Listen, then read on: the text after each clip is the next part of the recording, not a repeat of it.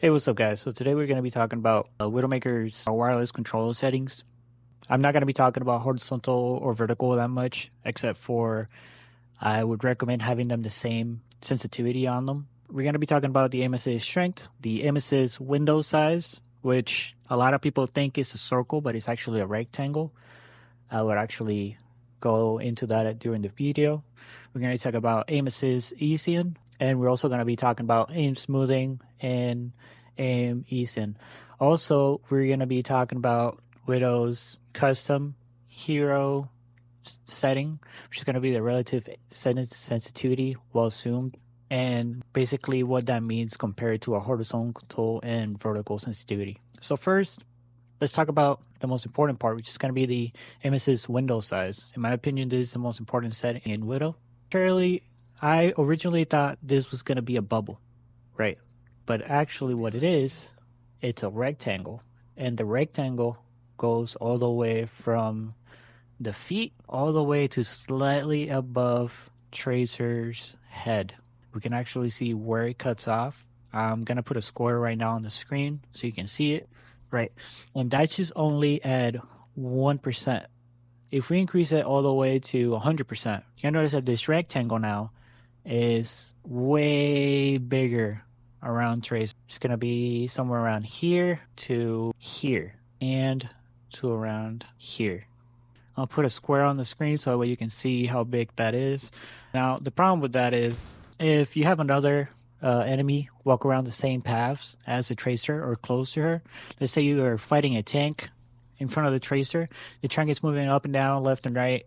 It's going to mess up your aim just because of how aim assist works. What I found out that works for me, especially if you're trying to hit slingshot or drive-bys, the smaller the better. Different game styles. I personally, as you can see how this is working, every time I go above the tracer, it gives me a slight stop. And so does with each character. If I had a higher window size on these ones, so the aim would start slowing down around here and it would stop around here. So this whole thing would just be dead zone on the aim assist window. This is also relative to the character. Now, aim assist strength. This is going to make it slower when you're inside that window. Aim assist easing. This is also works just like the aim assist strength, but in the opposite way. When you have this on, it basically makes it so the aim assist doesn't stop your thing that much. The aim smoothing, this is going to be overall for just your aim in general. It's going to make it so that way it's not as 90-degree angle cuts. It makes it more controllable, especially when you're using what I'm using, which is going to be the dual zones. Dual zones make it so that way it's easier to control with your thumb. It makes it so that way if you turn, let's say, 20 degrees to the right, it's going to go 20 degrees the speed. If you turn all the way to the left, then it's going to turn all the way to the speed that you're turning it. You have your aim ease in. This is going to make it so that way it's slow when you starts. Because if you don't have this on, it's going to start right away. And it's going to be a problem. Let me give you an example. If I turn it up all the way to 100. It's slower.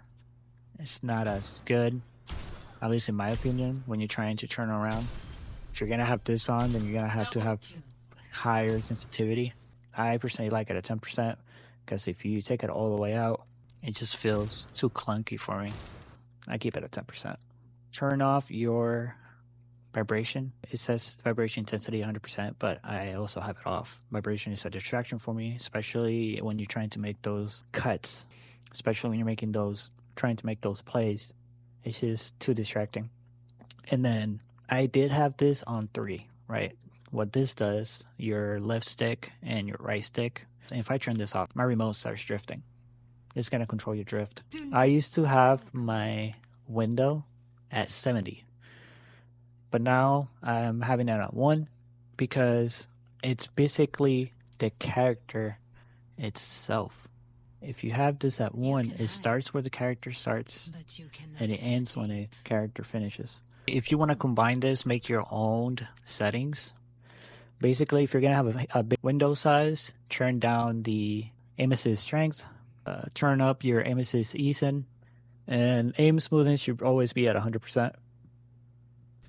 Now, go take this to aim labs, take this to on-rank games, try it out, try out different combinations. I would recommend doing the aim labs. That way you can figure out what your combination is, because everybody has a different setting for Widow.